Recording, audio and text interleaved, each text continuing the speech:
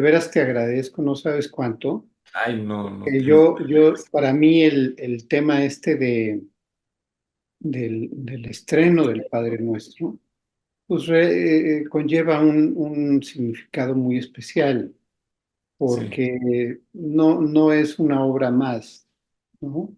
Para mí el Padre Nuestro es una obra que va más allá incluso del tema religioso, es un tema en donde después de una vida muy rica y muy interesante en muchos aspectos, como tú lo has dicho, ¿no? En los emprendimientos empresariales, en los emprendimientos artísticos, musicales, en filosóficos el incluso. mundo de la filosofía y demás, te das cuenta de que hay una unidad, ¿no?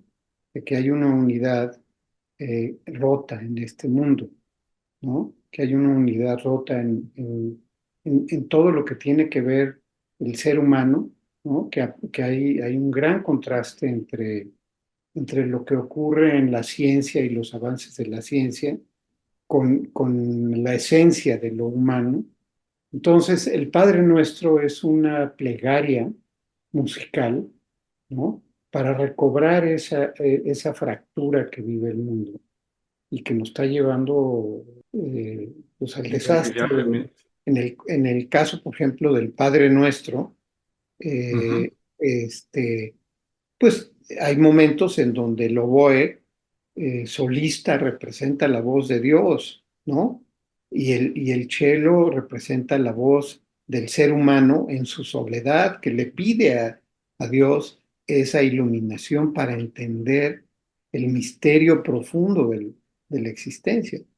Este evento que coincidencialmente empata con una obra como la novena de Beethoven, se convierte no en un concierto más, no en un estreno más de una obra, sino en una jornada, digamos, de oración a Dios en el aspecto de pedirle, ¿no? A través del Padre Nuestro y del himno a la alegría, por decirte algo, ¿no?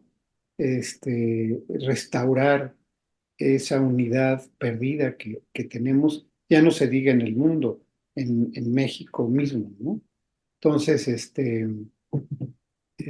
pues te decía que por eso, Jorge, esta promoción que tú has hecho de que se toque esta obra que estaba ahí, yo la compuse desde hace 4 años y ahí estaba en el cajón sin estrenar, pues conlleva una gran importancia y relevancia para mí y creo que estaba destinada a estrenarse de esta manera. No tenía duda que mi vocación era la música. La entrada, el desarrollo y la conclusión se pueden equiparar a una propuesta matemática, ¿no? A una propuesta matemática que empieza con aritmética, se convierte en geometría y luego se convierte en ecuaciones diferenciales, integrales, porque estás explorando esa unidad del mundo, ¿no?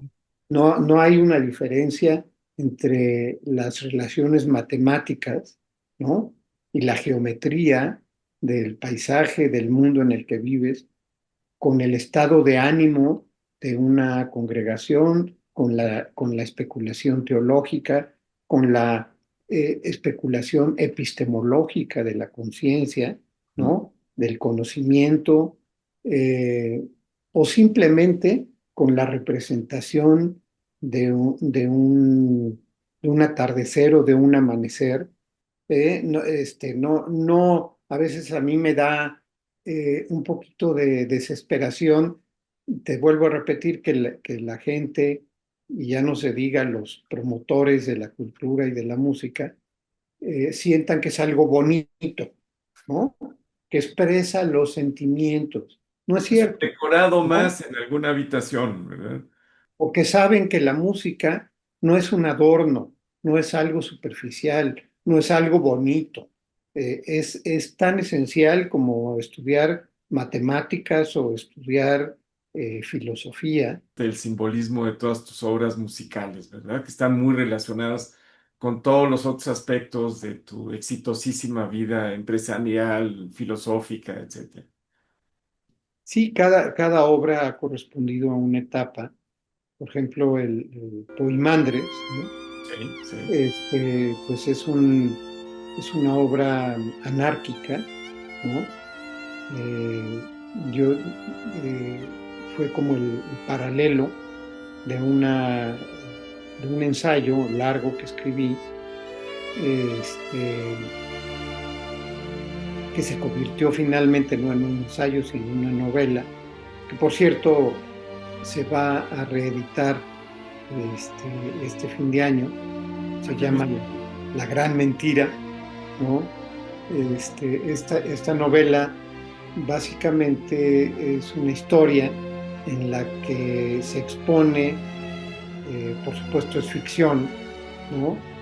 El encuentro de un documento antiquísimo que revela que el Génesis original de Adán y Eva, en donde Dios prohibió a nuestros primeros padres comer del fruto del conocimiento, este, resultó que había sido un documento falsificado y que Dios, lejos de haber ordenado o prohibido comer del fruto del conocimiento, había ordenado comer del fruto del conocimiento, ¿no? Y que Dios no podía, habiéndole dado al ser humano la facultad de la inteligencia, de la razón, del descubrimiento, prohibido acceder al conocimiento. Por cierto, muchos años después, a través de una entrevista que tuve con un amigo en California que había sido muy cercano amigo de Steve Jobs, Mm. le pregunté que cuál era el origen de la manzanita mordida, ¿no? Que convirtió en el logotipo de Apple.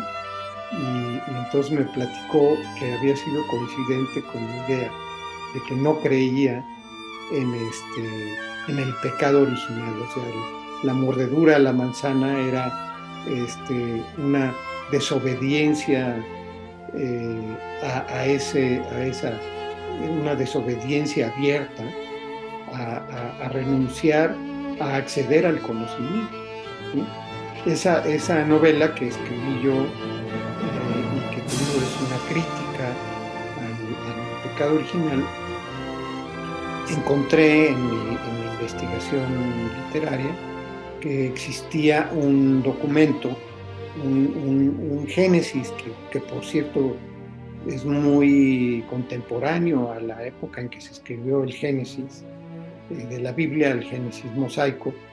Era el primer libro del Corpus Hermeticum de Hermes, del mítico Hermes Trismegisto, que se llama el Poimandres. Cuando leí esa primera sección, me pareció un texto bellísimo, ¿no? Porque es un texto que te platica cómo Dios, al crear al ser humano, se enamora de su creación y no solamente le entrega el universo entero, sino que le ordena acceder al conocimiento. Pues coincidía muy bien con el tema de mi... Y que como posteriormente los gnósticos cristianos lo plantearon, la soteriología, o sea, la salvación, ¿no? La filosofía de la salvación no fue a través de la salvación de Cristo, digamos, por el pecado original, que no existió en concepción, sino la salvación de Jesús extraordinaria por el conocimiento, ¿no? Esa era la gran diferencia entre los cristianos, digamos, romanos, de de la doctrina gnóstica, que luego muchos años después fueron descubiertos los escritos en Egipto, en Nag Hammadi, y no tienen más de 70 años de haberse descubierto. Y cuando lees esos evangelios, no existe el concepto del pecado por la desobediencia, que esa fue un invento de San Agustín, ¿no? Y hacerlo un dogma de fe creando en el ser humano un complejo de culpabilidad extraordinaria de haber pecado desde el momento mismo de la creación del ser humano. En el Poimandres, que fue la base de mi obra también, pues podríamos decir coral, es un oratorio, que se estrenó, por cierto, el año pasado en San Luis Potosí, por la Orquesta Sinfónica de San Luis Potosí. Pero te decía, cada obra ha correspondido a a un momento, ya sea de exploración mística o espiritual de mi vida, a un acontecimiento como el tema de la muerte de mi padre, que me llevó a hacer el Requiem.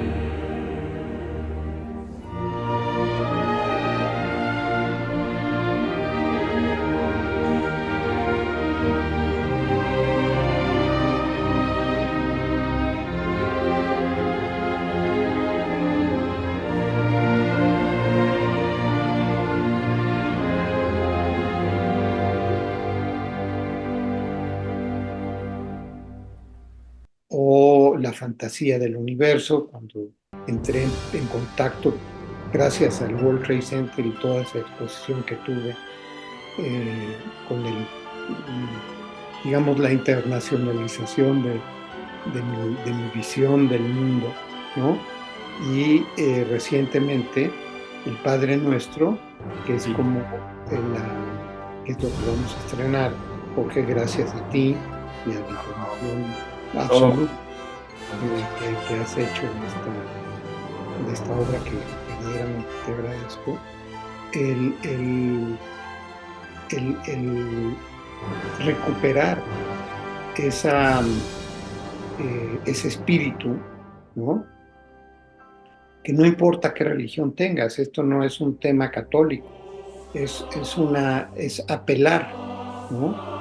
A, a ese espíritu invisible que para todo el mundo es un misterio, es tener esa reverencia frente al misterio, que conlleva un lenguaje de unidad, ¿no? Y no de fragmentación, que es lo que nos está llevando a cosas como la guerra en Ucrania Que es eh, en realidad lo que necesitamos en este momento, en un mundo lleno de guerras, de odio, de polarización, de poner cartabones a la persona nada más por cómo piensa, ¿no? Es decir, cuando en realidad la humanidad unida podría hacer grandes cosas.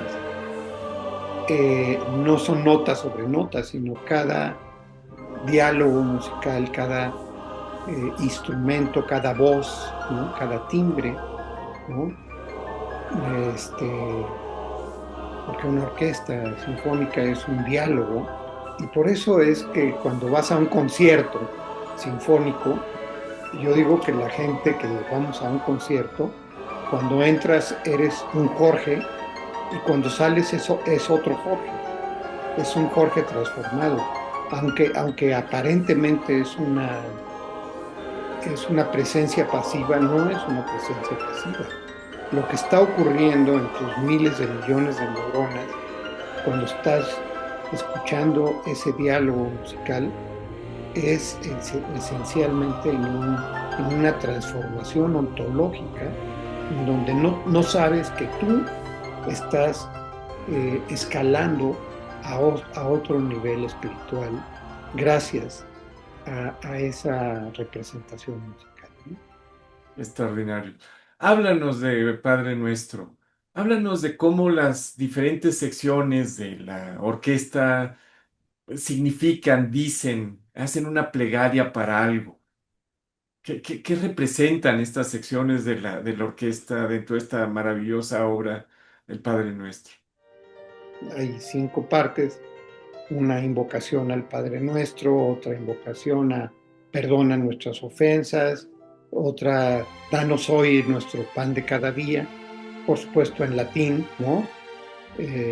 Pater Noster, qui sincelli sanctificetur nomen está, pero finalmente, y luego terminas con y líbranos de todo mal, y luego una conclusión que es el amén, que sería muy sencillo decir que esto simplemente en el lenguaje de la música, pues es una invocación que tiene diferentes ritmos, que tiene diferentes armonías, que tiene diferentes diálogos, ¿no?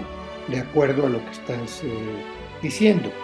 En la entrada, por ejemplo, tiene una innovación en donde esta parte de la música oriental no necesariamente está en el canon de la estructura musical occidental, eh, pero que la orquesta no tiene un instrumento que pueda hacer lo que puede hacer los microtonos de algunos instrumentos orientales.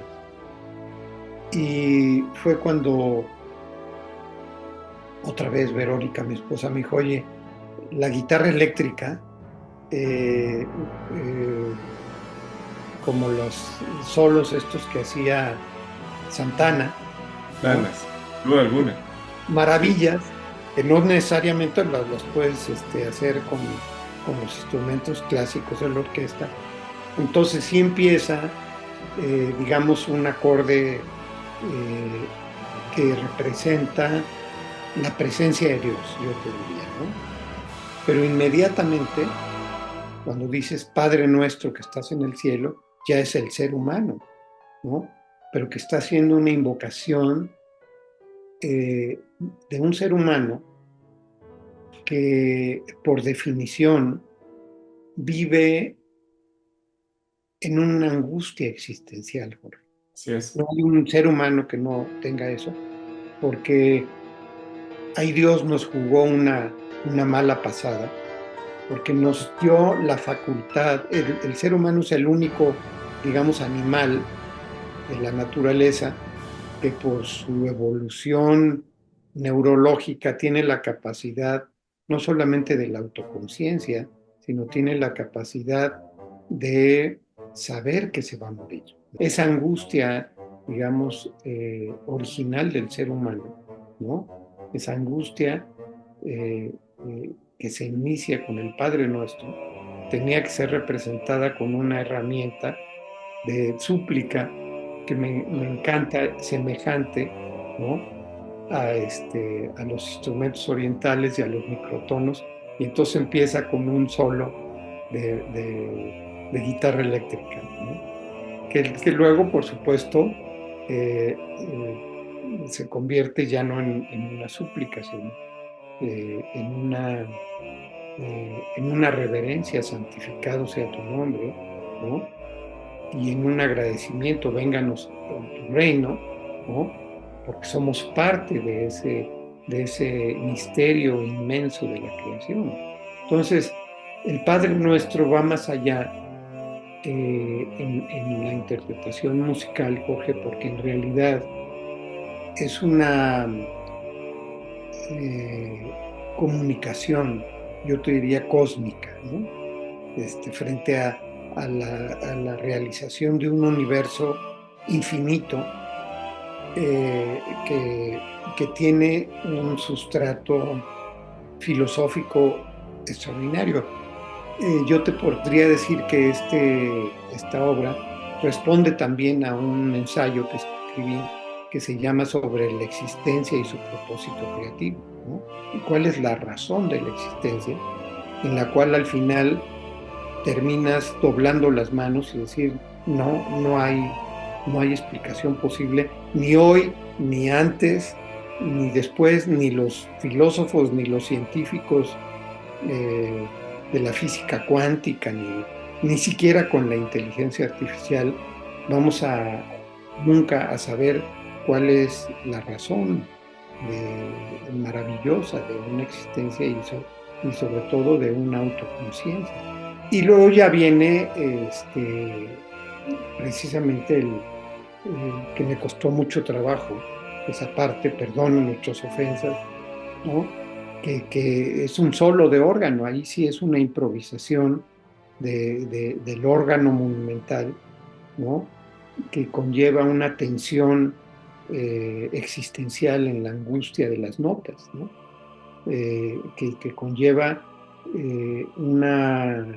algunas disonancias, pero en el caso del Padre Nuestro hay una parte que es precisamente perdona nuestras ofensas, ¿no? Como nosotros perdonamos a los que nos ofenden, que lleva esa tensión a la que sí puedes acudir, ¿no? A una parte no completamente atonal, en donde no termina de ser ni atonal ni tampoco armónica, precisamente porque necesitas representar esa eh, afectación interior del espíritu, ¿no? Y luego ya, por supuesto, líbranos de todo mal, y la parte final que tiene que ser una especie de himno a la alegría, ¿no? ¿Sí? Una De la reconciliación, tal vez, ¿no? reconciliación, gracias, Jorge. Pero que sí descubres que la segunda parte, que es la teleología, o sea, cuál es el propósito creativo, y entonces puedes ver desde, desde la física cuántica y la creación de la tabla periódica de los elementos y cómo hay un orden y hay un propósito. Hay científicos que te dicen que todo es azar, pues necesita ser perdón, retrasado mental para no ver, ¿no? Cómo se organiza la materia, los elementos, la energía, y que de repente desemboca en la creación de una célula, desde el Big Bang hasta la creación de una célula y luego evoluciona en un proceso de selección natural y cuando nace tu primer hijo y le ves los ojitos y su sonrisa, dices, ¿cómo es posible este milagro de la creación, ¿no? En un cosmos de relojería y de una perfección absoluta, etcétera, el milagro de la existencia que nos lleva, ¿no? Y en mi opinión, incluso a la conclusión de que siendo todo esto un misterio, hay una unidad y hay un propósito que incluso te lleva a pensar, como me los dijo los evangelistas de la época de Jesús, a entender que hay una vida post-biológica, ¿no? Que hay algo después de la muerte y justamente a enzarzar en, en todo este entramado musical la unidad del todo, la unidad del cosmos, la unidad del mundo en el que vivimos, la unidad de nuestra alma con la naturaleza, con los otros seres humanos, ¿no? Y lo dijiste extraordinariamente en el amén, que es una reconciliación del todo, ¿no? Exacto. A mí me llama mucho la atención de lo que se llamó el Círculo de Copenhague, ¿no? Cuando hay una fotografía muy famosa en donde se reunieron en Copenhague los grandes físicos a principios del siglo XX, donde estaba por supuesto Albert Einstein, pero también estaba Niels Bohr, etcétera, los grandes físicos que crearon los fundamentos de la física cuántica, ¿no? Y Ajá. dijeron, bueno, si descubrimos los ladrillos con los que está construido el universo, pues ya vamos a entender, ¿no? Y entonces se fueron a lo que creían que era lo más pequeñito, que era el átomo, pero luego descubrieron que había partículas subatómicas y que eran todavía más pequeñas, y luego se fueron todavía más pequeñas, pues no sé, a los quarks, ¿no? Ajá, sí. Que además tenían una conducta totalmente impredecible, ¿no? En donde ya no existía ni el tiempo ni el espacio y conceptos de una abstracción extraordinaria, pero que esa conducta cuántica expresada en matemáticas era fundamental para entender el universo entero. Pero cuando quisieron ir todavía más pequeño, descubrieron que ya no había nada, que ya lo único que había era información. Y entonces dijeron una frase extraordinaria que me encanta. Dijeron, nos remontamos a la época de los presocráticos en donde Anaxágoras, en su libro sobre la naturaleza, dijo, y el universo fue hecho de la palabra de Dios. Platicando con un filósofo amigo mío, precisamente lo que tú me decías de la multichamba, Jorge, que conoce algunas de mis obras en diferentes ámbitos. Me dijo, ¿sabes qué, Francisco? El tema del origen de todo esto es que en el fondo, todo lo que haces es porque estás buscando a Dios. Pero Dios, desde el punto de vista no religioso, tiene una connotación de la totalidad. Al terminar la vida, de unirse a la totalidad, ¿no? De reencontrarse con la totalidad que está expresada en el todo, en las matemáticas, en la música, en nuestras relaciones humanas, en la naturaleza, por supuesto. Te permite pensar que cuál pudiera ser tu misión, ¿no? Después de una vida de trabajo, en todo lo que has hecho. Y pues la idea, Jorge, es encontrar tienes la capacidad para promover con un granito de arena, ¿no? Algo que sirva para esa unidad de la que estamos hablando, para hacer un mundo mejor, ¿no? Entonces, yo te diría, esa sería mi vocación, ya sea en los tres ámbitos que me he movido, el ámbito empresarial, el ámbito de la música, ¿no? Y en el ámbito de la La literatura filosofía. y de la filosofía, ¿no? ¿Tú sabes de dónde viene la palabra entusiasmo? No, no, no lo sé. Bueno, su etimología es enteos, que significa lleno de Dios, ¿no? Teos, Dios, enteos, de ahí viene entusiasmo, que para mí ha sido el combustible de cualquier proyecto que inicio.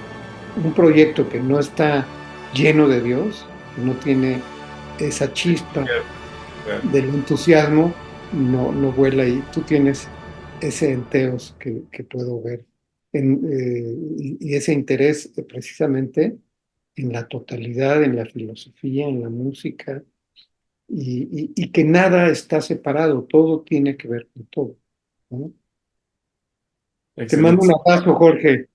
Te doy un abrazo muy fuerte con mi agradecimiento infinito, Y total, al ¿no? revés, Jorge, ¿eh? Y por esa amistad y ese gran orgullo que tengo de tenerte como un amigo. Ese es un tesoro en mi vida. Muchísimas gracias.